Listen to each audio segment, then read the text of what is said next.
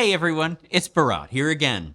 I've got a little strut in my step right now because I told you how great our first Masterworks was going to be, and everyone is still talking about it. Well, Masterworks 2 is another perfect program and perfect for this time of year. Why do I say that? Do I mean this is holiday music? No, technically it's not. For me, it brings those same kinds of feelings though. It's warm, fun, happy music. And it's got a decorative feel too. It's a little glitzy and shiny, show-offy. The orchestra shows off, the soloist shows off, and even the conductor gets to show off a little bit too.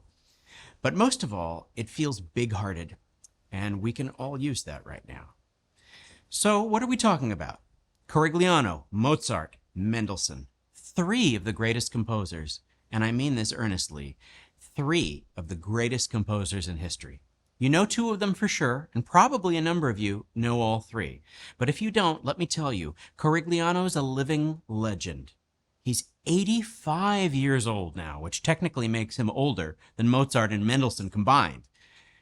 Gosh, I hope he's not watching this right now. Hi, John. Going strong, I know.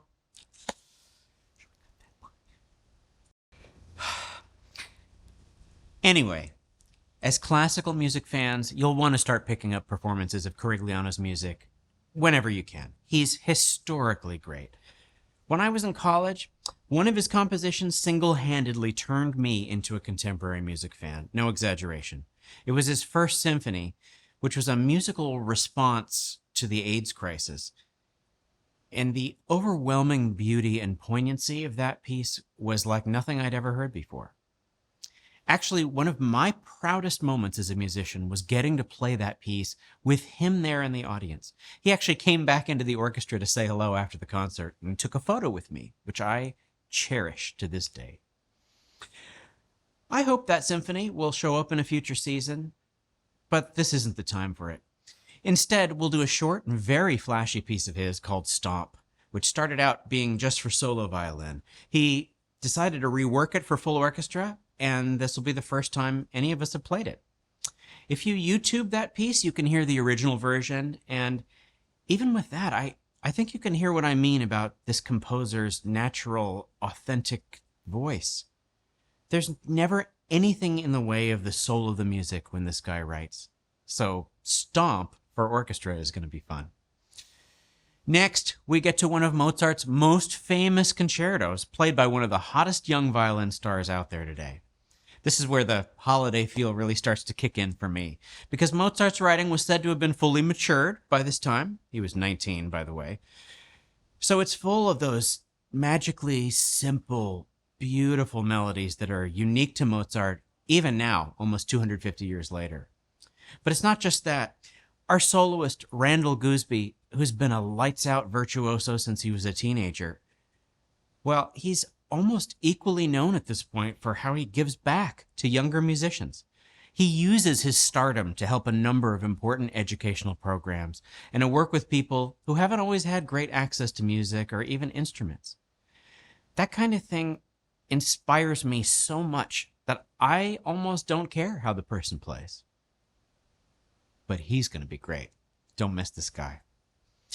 Finally, speaking of young talents, we close with Mendelssohn's Scottish Symphony. Story goes that Felix Mendelssohn visited Scotland as a 20-year-old. This was in 1829. You know, back in the days when travel was easier. And he found his deep inspiration for this symphony there. But then he took another 12 years to complete the music. Obviously, a lot happens in life during those years, and a lot happened in Mendelssohn. I'd argue that this perspective is actually what makes this symphony so amazing. Every movement is so beautiful and songful. And even the parts of it that I think are supposed to feel a little ominous or dark, I don't know. Somehow they come across to me as just sweet and life-affirming. Like I said, this is a perfect program. And I don't want to forget the part about the symphony being so songful, because we have a terrific musician coming in as our guest conductor for this, and he happens to be a great opera conductor too. His name is Johannes Debus, and I can't wait to see how he manages the rich scope of this symphony and the experience of this whole program. I'm telling you, this will be one of the best things you can see in December. There are only 2 of these concerts, so get your tickets before they sell out. I'll see you there.